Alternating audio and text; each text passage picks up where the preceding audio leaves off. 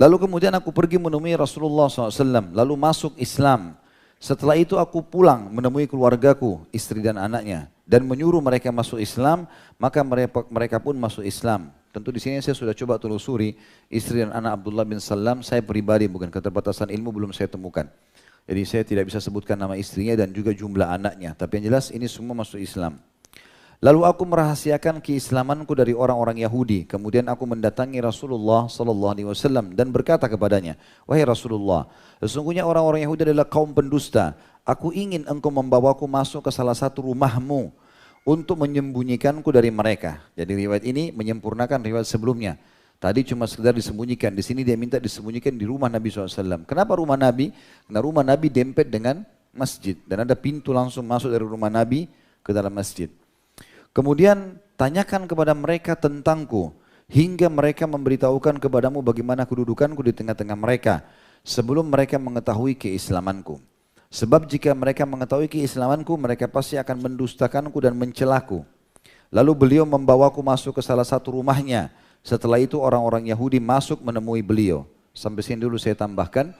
Jadi ada riwayat lain, Sofia radhiyallahu anha, istri Nabi SAW dari kalangan Yahudi, waktu Nabi SAW menembus benteng Khaybar dan menawarkan Sofia, kalau kau ingin masuk Islam, saya bebaskan dari keterbudakan. Langsung Sofia mengatakan, asyhadu an la ilaha illallah wa anna Muhammad Rasulullah.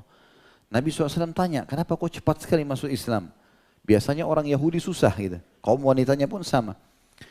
Maka dia menceritakan, dia mengatakan, ya Rasulullah, waktu Abdullah bin Salam, jadi kata Sofia menceritakan masalah itu. Abdullah bin Salam mempermalukan orang-orang Yahudi di masjid Anda di Madinah. Aku ini dulu ada di rumahku masih kecil. Pamanku dan ayahku termasuk pendeta Yahudi yang diundang ke masjid Anda. Ayahnya namanya Huyai bin Akhtab. Ya. Maka mereka berdua ini, ayahku dan pamanku, setiap kali masuk rumah pasti menciumku, pasti memelukku. Tapi khusus pada saat kasus itu terjadi, mereka dipermalukan di depan Anda oleh Abdullah bin Salam. Mereka pulang ke rumah, buka pintu, mereka sama sekali tidak menghiraukanku, tidak menciumku, tidak memelukku, sementara aku masih kecil. Lalu aku mendengar pembicaraan mereka. Kebetulan ayahnya dan pamannya dua-dua pendeta Yahudi. Maka ayahku bertanya, namanya Huyai. Dia tanya saudaranya, apakah dia orangnya? Kata pamanku, iya. Yakin? Iya.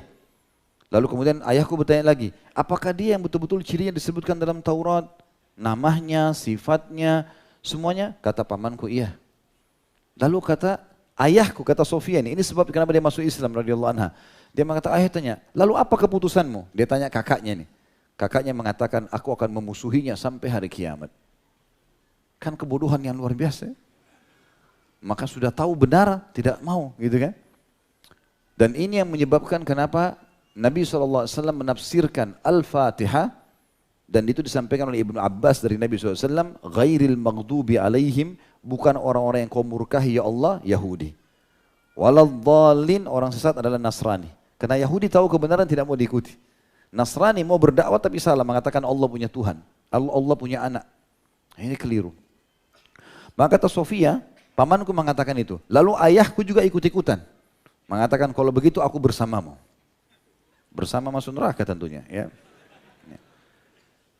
Kita kembali ke riwayat ini. Jadi kata beliau, lalu beliau, maksudnya Nabi SAW, membawaku masuk ke salah satu rumahnya. Setelah itu orang-orang Yahudi masuk menemui beliau, menemui di masjid Nabi. Karena Nabi undang mereka datang. Datanglah mereka. Berbicara dan bertanya kepada beliau. Kemudian beliau bertanya kepada mereka, laki-laki seperti apakah Al-Husain ibn Salam di kalangan kalian? Karena sebelum masuk Islam namanya Al-Husain. Nabi ganti akhirnya Abdullah bin Salam. Di sini teman-teman sekalian, Nabi SAW di awal pertemuan sama mereka dalam beberapa riwayat lain menawarkan Islam. Wahai Yahudi, bertakwalah kepada Allah. Kalian tahu saya adalah Nabi. Kalian tahu nama saya, tahu sifat saya, tahu semua cirinya. Kalian tahu ini tempat hijrah saya. Dan kalian hijrah di sini menunggu saya. Kenapa kalian tidak mau beriman? Mereka tidak mau. Mereka mengatakan alasannya karena kau dari turunan Arab, sementara kami dari turunan Yakub, yaitu turunan Israel. Jadi ini kalau kita rentet historinya, Nabi Ibrahim alaihissalam punya dua orang istri. Yang pertama namanya Sarah, yang kedua namanya Hajar. Dari Sarah ada anak namanya Ishak, dari Hajar namanya Ismail. Dua-dua Nabi. Ya. Setelah Ishak dan Ismail, nabi-nabi datang dari turunan Ishak, semuanya. Ishak, Yakub, Yusuf, ya. Nah, Yakub ini anaknya Ishak, nama lainnya Israel. Kalau dikatakan Bani Israel berarti keturunannya Israelin, keturunannya Yakub. Negara Israel mengambil nama itu sekarang. Nah, Yakub punya anak Yusuf, Yusuf punya keturunan terus ya, sampai akhirnya Musa, Isa, Yahya, Zakaria, Ayub, semua ini nabi-nabi Bani Israel namanya. Daud, Sulaiman, semua nabi-nabi Bani Israel. Sampai terakhir Isa alaihissalam. Nah, ternyata dengan hikmah Allah Subhanahu wa taala, penutup nabi-nabi ini bukan dari Bani Israel lagi. Setelah sekian banyak, Allah keluarkan dari jalur seberanya Ismail. Ismail ini tadinya bukan orang Arab, tapi waktu dia hijrah atau diantar oleh ayahnya Ibrahim bersama ibunya Hajar ke Mekah, tinggal di padang pasir lembah Mekah sendirian berdua. Lalu Ibrahim alaihissalam meninggalkan karena ini perintah Allah. Tiba-tiba ada suku Arab dari Yaman, ya, itu keluar dari Yaman kemudian tinggal bersama Hajar dan Ismail. Ini sudah saya ceritakan dalam sirah di YouTube. Kemudian datang tinggal di sana. Nah, suku ini suku asli Arab dari Yaman. Maka Ismail berbaur dengan mereka. Akhirnya bahasanya bahasa Arab dan dia menikah dengan anak kepala suku itu. Dan dalam buku-buku yang menjelaskan tentang histori suku Arab ini, mereka menyebutkan ada dua Arab. Ada Arab asli, ada Arab musta'ribah. Ada Arab orang turunan asli Arab, ada orang Arab yang terarabkan karena bahasa, karena pernikahan. Kalau orang Arab menganggap semua yang sudah nikah sama orang Arab atau yang menggunakan bahasanya dikatakan orang Arab. Contoh misalnya, di Irak itu asalnya suku Babilonia, tapi setelah Islam menyebar sana, di zaman Umar bin Khattab radhiyallahu anhu ada perang menjatuhkan negeri Persia, menaklukkan negeri Persia di tahun 16 Hijriah di tangan Sa'ad bin Abi Waqqas radhiyallahu anhu, maka orang-orang Muslim Arab dari sahabat menikah dan berbaur dengan mereka.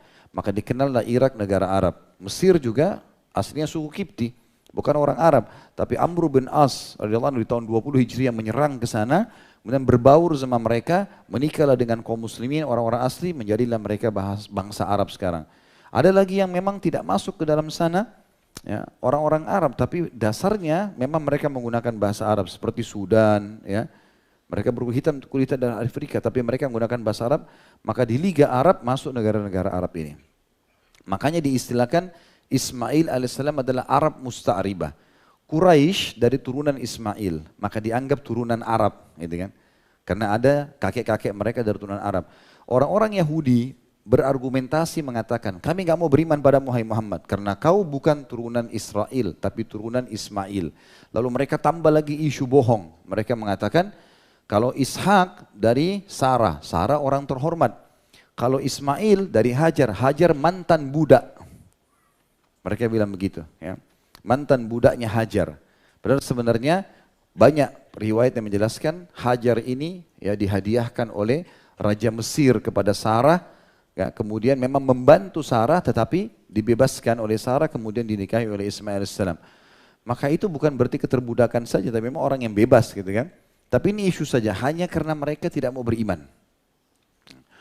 Di sini dikatakan teman-teman sekalian, karena mereka nolak waktu diajak masuk Islam Nabi SAW, kemudian beliau bertanya pada mereka, laki-laki seperti apa Al-Husain ibn Salam di kalangan kalian?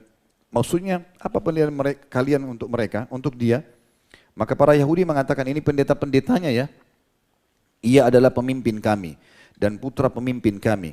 Ia robi kami dan ulama kami, maksudnya dia ulama kami dan keturunan ulama kami.